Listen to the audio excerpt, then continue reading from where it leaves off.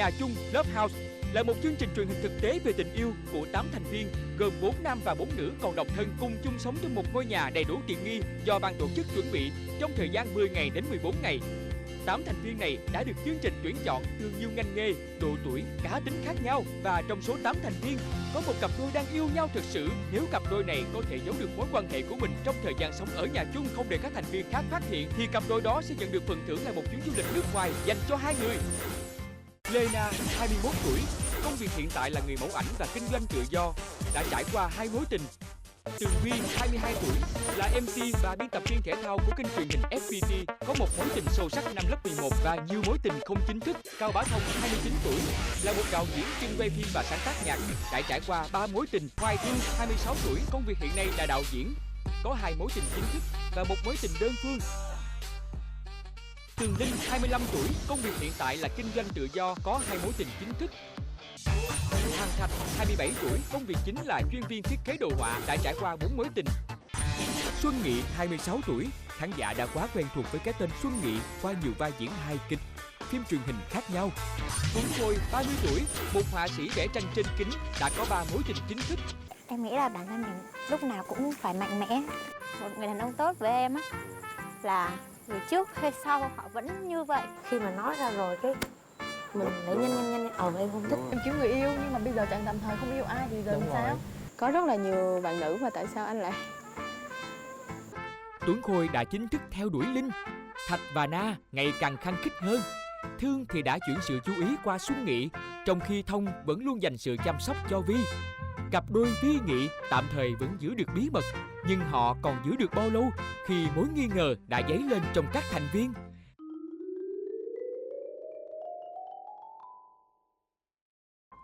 Sáng nay, lần đầu tiên Hoàng Thạch tham gia một buổi chụp hình của Lena, và dưới cái nhìn của chàng soái ca đang yêu thì cô nàng mẫu ảnh càng xinh đẹp thêm bội phần.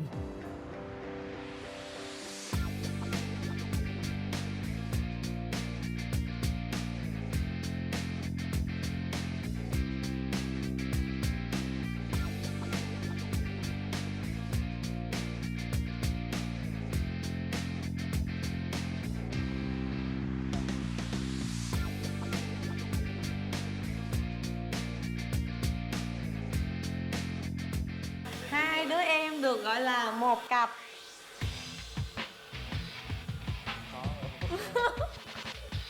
Chịu có diễn tí đi. Buổi sáng Na mời mình đi dự một cái buổi photoshoot của Na ở quận 3. Thì khi mà mình đi theo á, thì mình cảm thấy khác với những gì mình suy nghĩ trước đây về Na. Công nhận là Na phải làm việc rất là cật lực. Thì nhân tiện mình có cầm theo cái máy quay, thì mình đã quay và làm cho Na luôn một đoạn phim để tạo một sự bất ngờ, và kèm theo đó là một chùm hoa hồng. Chiều hôm ấy, trong lúc đang làm việc thì Bá Thông nhận được một cuộc gọi từ Hoàng Thạch. Hello, what's up, bro? Chuyện gì? Muốn hôm nay tạo một cái bầu không khí thoải mái cho Na đó. Thì Thạch sẽ tặng tí nữa. Đúng rồi, tí nữa là Thạch chung của tụi mình nè. Rồi sau đó là Thạch sẽ đem hoa hồng tới, và hồi sáng là có đi quay clip chung với lại Na đó. Na là chụp hình, còn Thạch là quay Na, giờ Thạch làm clip nhỏ nhỏ là Na. Thế là suốt từ chiều đến gần tối, Thạch đã bỏ hết công việc để thực hiện món quà.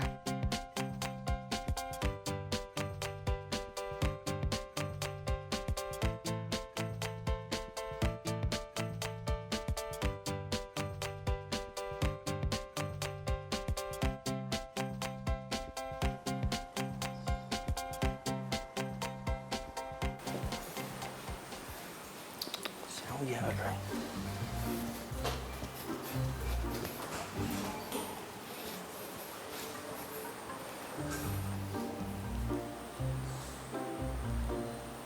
Ủa Thạch ơi, sao chưa gửi clip rồi nữa?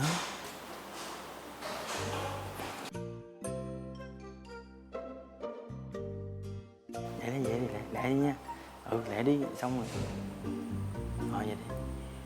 Rồi.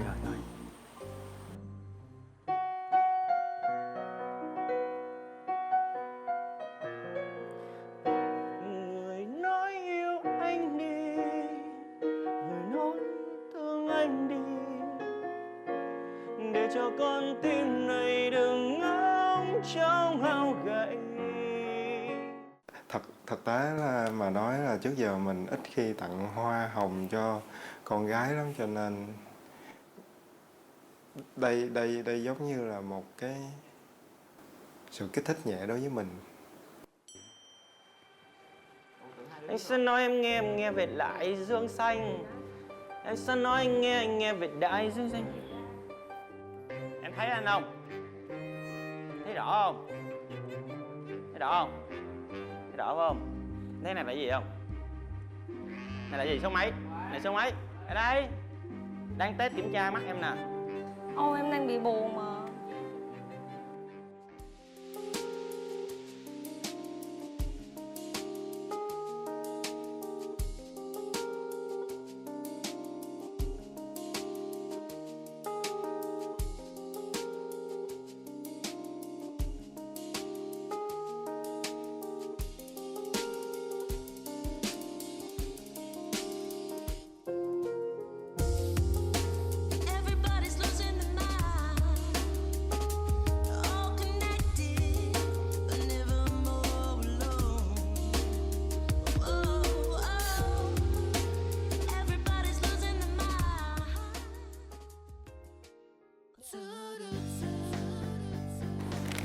Quay đi. Ở đây nè. Em thông cảm thời gian có hạn, anh cà mặt cho em không được. Nhưng mà anh có bù lại bằng một cái bó bông. Anh với em cũng biết nhau được có hơn có 100 mấy chục tiếng thôi, nhưng mà tình cảm của anh nó tới mức này rồi, mong em nhận. Cảm ơn. Nó nặng lắm luôn á. Vậy cảm xúc sao? Vui quá, vui gì đâu. Đáng cái bây giờ. Về bó bông mình hơi bất ngờ. Vì bất ngờ không nghĩ là anh Thạch sẽ tặng bông cho mình trong ngày hôm nay. Nên là lúc mà nhìn thấy bó bông thì không biết là làm thế nào, nên là không biết phản kháng, nên là mặt hơi bị đơ. Còn lại thì sau lúc đó thì mình cảm thấy rất là vui. Trong một cái tình huống mà anh Thạch tặng hoa cho mình trước mặt mọi người trong nhà, mình vui nhưng mà mình cũng có chút xíu ngại. Mình nghĩ là tình cảm của mình và anh Thạch sẽ tiến triển tốt trong những ngày sắp tới. Niềm vui của người này đôi khi là sự khó chịu của người khác. Lúc đầu thì mình bất ngờ là được. Cảm giác đầu tiên là cảm giác bất ngờ. Cảm giác thứ hai đến ngay sau đó là mình hơi cảm thấy chạnh lòng một tí. Tại ít ra đây cũng là một người mình thích. Mình có nghe tâm sự từ chị Linh. Thì chị Linh có kể rằng là Thạch cũng tỏ ra là thích Linh, nhưng mà Thạch lại làm cái chuyện đó trước mặt Linh. Thì mình phải suy nghĩ lại về con người của Thạch. Mình không hiểu là anh Thạch có thể đặt vị trí vào cảm nhận của Linh như thế nào khi chứng kiến việc đó hay không. Thạch là một người đàn ông rất là chóng thay lòng đổi dạ và đứng núi này trông núi nọ. Và cùng một lúc thì mình không biết là Na thì có thật lòng thích Thạch hay không, nhưng mà một điều chắc chắn là Thạch đã làm tổn thương Linh rất là nhiều. Em chỉ bị sốc thôi, chị em không có đau khổ gì. Tại vì tình cảm đâu đặt nhiều đâu chị. Ví dụ thấy hợp thôi chứ không có cái gì đặc biệt cả, chị đừng nghĩ nhiều. Em thấy là người ta sao người ta lừa dối nhau kiểu vậy. Người ta sống giả quá. Thấy vậy thôi. Mà em không nói cho Na biết. Tại vì nói ra bây giờ thì cả ba đứa đều khó nhìn nhau. Thì mình em biết thôi. Mà Kiều khó lắm chị. Nói kiểu như là anh muốn dắt em về nhà anh trước khi dắt Na qua. Chị hiểu em không?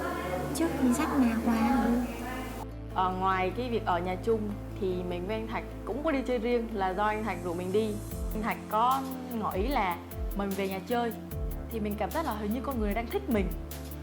Còn nói một câu là anh đang tương tư một người, bây giờ phải làm sao. Mình cũng nhìn thẳng vào mắt anh Thạch. Cái lúc anh Thạch nói là anh đang tương tư một người thì cũng là đã nói cũng thẳng mắt mình. Và mình thấy là đó là chân thật. Còn hôm nay thì anh Thạch đã tặng hoa cho Na và mình cảm thấy là đó cũng là chân thật. Thì mình đang đặt một câu hỏi trong đầu là không biết là anh Thạch là con người như thế nào đây, có đáng tin hay không hay làm sao. Đơn giản là như vậy thôi. Buổi sáng anh ta đi chơi với mình rất là nhẹ nhàng, rất là dịu dàng, như kiểu là thích mình rất nhiều, như kiểu là muốn tỏ tình. Đến ngay buổi tối hôm đó tỏ tình một cái khác. Mình cảm thấy người trai này khá đều. Nếu mà mình nói thẳng ra thì là khá đều. Và mình không hề thích một tí nào. Như kiểu là bao nhiêu những cái thích, những cái hợp là hoàn toàn sụp đổ. Mình đã không nói chuyện này ra. Thì mình mong là chỉ mong một điều thôi, Na không có tội tình gì hết. Nếu mà đã làm tổn thương mình rồi thì đừng nên làm tổn thương Na. Tốt nhất là như vậy. Dù gì thì Na cũng là một cô gái rất tốt. Khi mà mình mời Linh về nhà, mình muốn tạo cho Linh một cái cảm giác thật sự là thoải mái. Chứ không phải là khi là mời về nhà là phải có cái gì đó mới mời về nhà. Mình cũng chỉ đơn giản cho thấy đây, cái cách sống của mình là như thế này. Thật sự mà nói là mình cũng đã mời Na về nhà mình không dưới 2 lần. Thật sự là không dưới 2 lần. Thì Na đều chưa sẵn sàng cho chuyện đấy. Thì mình nghĩ thôi, dẫu sao á, thì khi mà mình đi vòng vòng ngoài đường mình cũng chả biết phải đi đâu nữa. Mình cũng có công chuyện phải làm. Mình ghé về nhà lấy đồ. Và Linh thì đồ cũng dơ mà để quên ở trên xe mình nữa thì mình cũng nghĩ bình thường thôi, mình sẽ giặt đồ giùm Linh thôi. Mình chỉ nghĩ rất là đơn giản. Em bảo là em bảo em bị sốc mà. Chị bảo em nhớ là cái gì em mới bị sốc. Em không có sốc đâu. Nhưng mà vì người ta quá giả lối đi. Là sáng hôm qua là gần như tỏ tình nhau. Nhưng mà tối hôm qua biết được như Na đó. Chị hiểu vấn đề chưa? Chị hiểu vấn đề chưa? Đó, em mới bị sốc. Mà sao con thật sống kỳ quá vậy? Tại sao một người đàn ông buổi sáng có thể tỏ tình với một người mà buổi tối lại có thể viết thư cho một người khác, và ngày hôm sau thì lại làm một cái màn tỏ tình rất là hoành tráng? Thật sự là cảm thấy là một điều không chấp nhận được. Có lần mình nhớ là ngày thứ 3 Linh ép mình nói là mình có thích Linh không, thì mình cũng đã trả lời là yêu và thích là hai cái khác nhau. Thì mình cũng thà Linh bắt mình thà là làm con lợn. Thì mình nói thích Linh, chắc chắn nếu mà không thích thì mình sẽ không nói chuyện đâu, nhưng mà yêu và thích là hai cái khác nhau. Nên mà mình mong Linh hiểu cho mình. Nếu mà biết, tất nhiên là phải biết rồi. Sáng anh đi chơi với em, tối anh tỏ tình với người khác, em phải buồn chứ. Anh phải biết điều đấy. Anh cũng là người bình thường, anh phải biết điều đấy chứ. Điều đấy ai cũng biết. Nhưng mà anh lại không có nói gì với em. Thì có thể, thì chắc chắn trong lòng mình tự trả lời luôn câu hỏi đó là thực chất anh Thạch là một con người đều, chứ không cần phải nói thêm bất kỳ điều gì nữa. Nếu mà cái cô gái mình thích bị tổn thương thì mình thấy rất là khó chịu. Mình cũng vậy, nếu mà người yêu mình bị tổn thương, mình phải tìm mọi cách để trả lời cô ấy ngay, mọi cách. Không hề chọn người khác, cũng thể bằng tin nhắn. Nhưng mà ok, tin nhắn, không có máy quay, không có mọi thứ, không một lời thích, thì mình cho đó là con người thật. Em có bệnh bên nào? Đàn ông tổn thương, kệ bà nó. Chỉ trừ ba em thôi là mình trân trọng. Còn mấy nó tổn thương kệ bà nó. Còn em mà thấy phụ nữ tổn thương em thấy khó chịu lắm. Chứ em rất là khó chịu. Cho nên là bạn em mà nó khóc mà bao giờ em ôm hết á, hoặc là nắm tay nó, chắc là em quan trọng là con gái sinh ra đâu phải là để bị làm tổn thương đâu. Tụi con trai nó khác mình. Tự nhiên đối xử vậy, em tát mặt là nó ghê, em thật chị luôn. Như kiểu cái tính em nó vậy hiểu.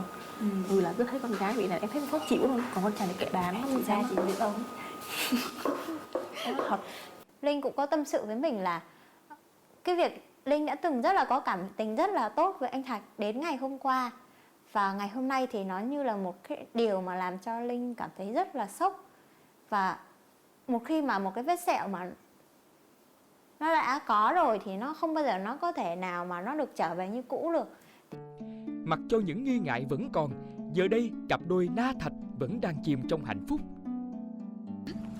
Ôi, Con chó. trời ơi, bự quá trời luôn á. Thôi đi qua bên này. Anh có hết hồn. Chó.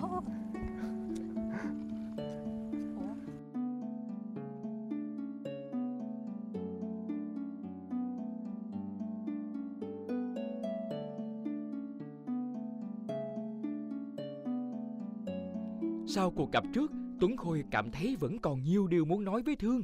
Thế là Mà bây giờ tâm trạng em đâu có gì đâu đúng không? Bình thường đúng không? Dạ. Thiệt không? Thề đi. Thề.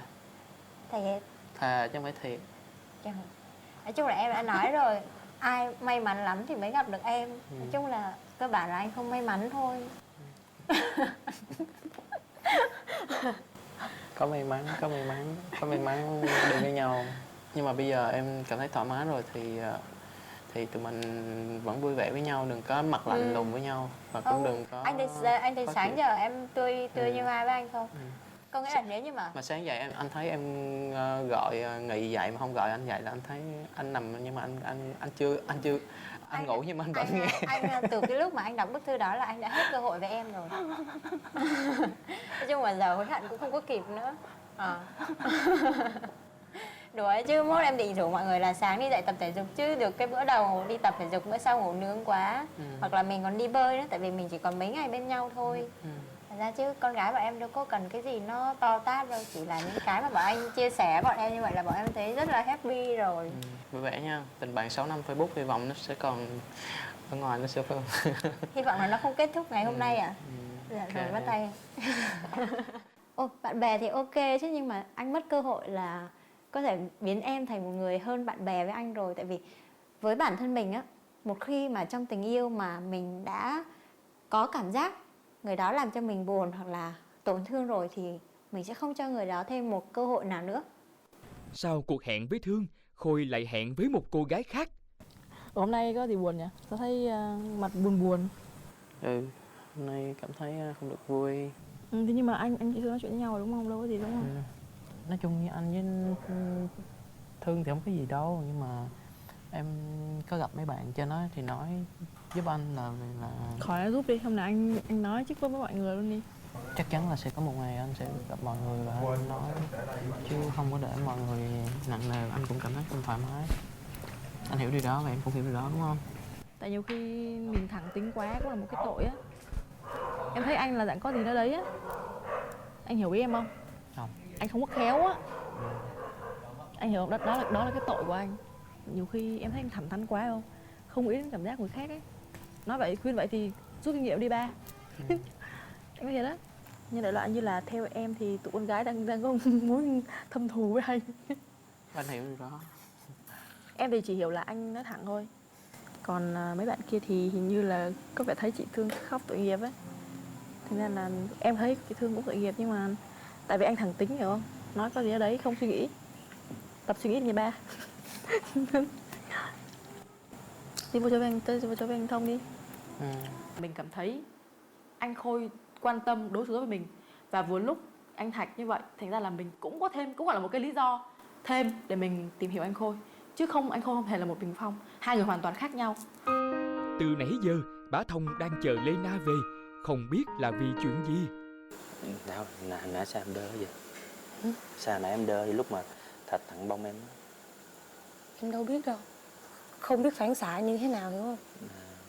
Cái chữ trên tivi là đằng sau quay, có nghĩa là quay ra đằng sau. Còn em lại đọc ra đằng sau quay, có nghĩa là đằng sau cái anh Thạch quay á thì sẽ là quay mấy cái bữa của em. Tại vì hồi sáng này em bữa lắm, em lại tưởng là như vậy nên em mới nhìn vô cái màn hình. Xong em không thấy cái gì hết. Xong rồi cứ quay lại thấy anh Thạch đằng sau. Lúc đó là thấy anh Thạch cầm bông rồi. Trong cái tivi thôi chứ phản chiếu lại phải không? Nhưng mà mình chưa biết là mình phản ứng sao hết đó. Chỉ thấy em đơ, thấy tội nghiệp Thạch dễ sợ luôn, không biết làm sao.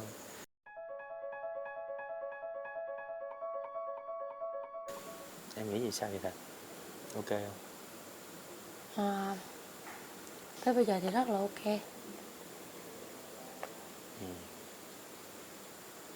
Thế bây giờ, ngày mai không biết phải không?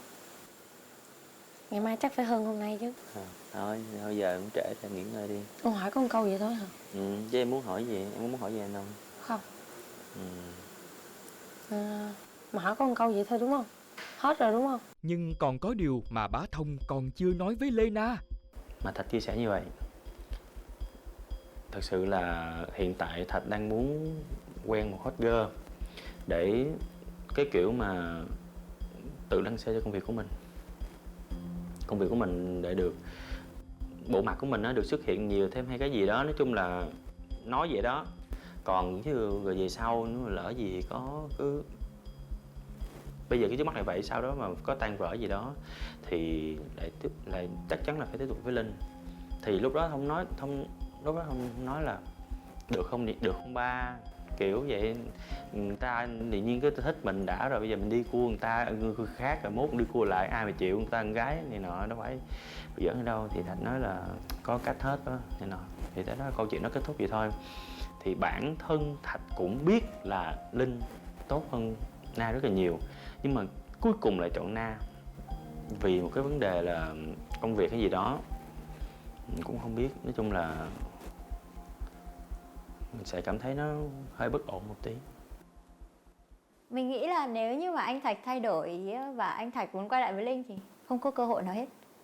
Nếu như mà mình để dành cơ hội cho Linh thì mình thật sự là một thằng Sở Khanh.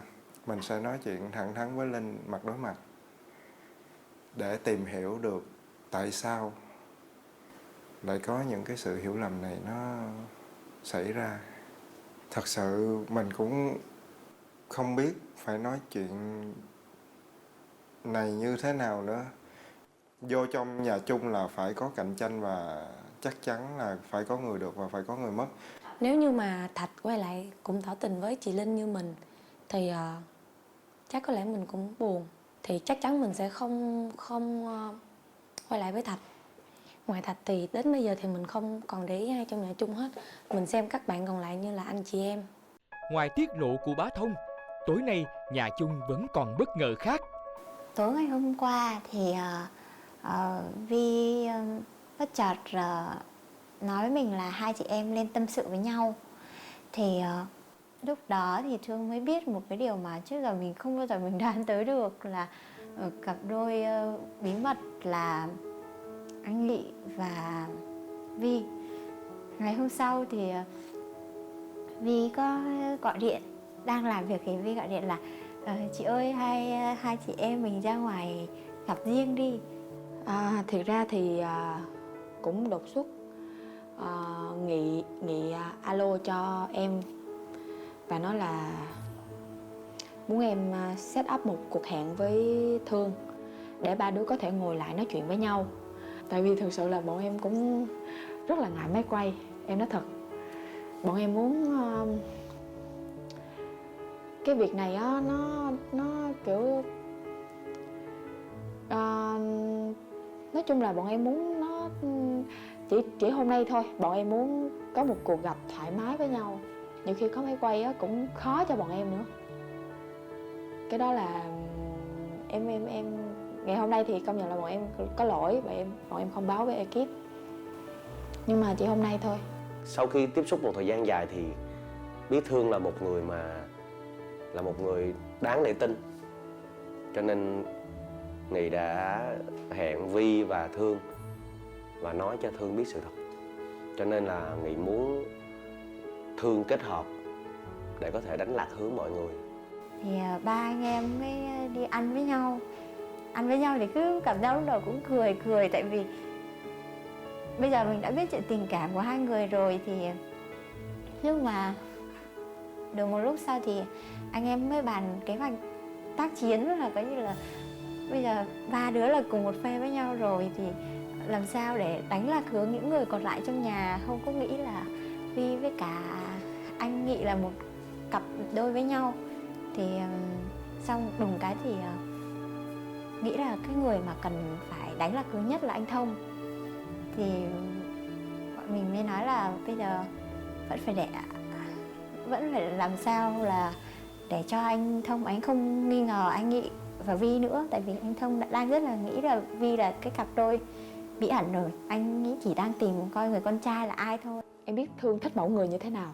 Thương thích mẫu người mà bề ngoài phải đẹp, phải biết trau chuốt cho bản thân của mình. Đó là mẫu con trai mà Thương thích. Còn như Nghị thì không phải đối tượng đâu. Bởi vì Nghị quá xấu đối với Thương. Anh Nghị không phải là mẫu người của mình. Và có thỉnh thoảng anh Nghị có inbox Facebook nhưng mà mình không có trả lời. Anh Nghị gọi điện mình cũng không có nghe máy. Và anh Nghị có nói một câu là Thương, em kỳ thị anh đúng không? Có nghĩa là thế là lúc mình nghe câu đó xong mình rất là sợ. Mình bảo trời ơi, anh đã đi suốt ngày rồi, giờ anh về nhà chung anh lại còn cảm thấy anh bị kỳ thị nữa. Thế là mình mới tất bật mình đi nấu cơm rồi mình đi nấu đồ ăn. Rồi nói chung mình không có muốn để anh Nghị một mình. Đó, thì nhưng mà mình cảm nhận là những cái lúc mà ở bên cạnh anh Nghị ấy, thì ánh mắt của anh không có dám nhìn thẳng vào, không dám nhìn thẳng vào mình. Cho nên Nghị đã nói hết sự thật, và Thương cũng thông cảm, Thương cũng không có trách móc gì hết. Bởi vì trong quá trình mà Nghị và Thương mà có những cái sự đối thoại với nhau, nói chuyện với nhau á, thì Nghị luôn giữ ở mức độ tình bạn, chứ không có phải là đi lấn sâu vào để mà làm tổn thương cô ấy. Thạch đã rõ tình cảm với Lê Na, điều này đã làm cho Linh rất sốc. Trong khi đó, Khôi vẫn theo đuổi Linh. Bá Thông thì vẫn hướng về Vi, dù nghi Vi, Nghị là cặp đôi. Vi và Nghị đã phải tiết lộ bí mật cho Thương để nhờ Thương giúp đỡ. Câu chuyện ngày càng có nhiều diễn biến không ngờ. Mời các bạn đón xem tập tiếp theo.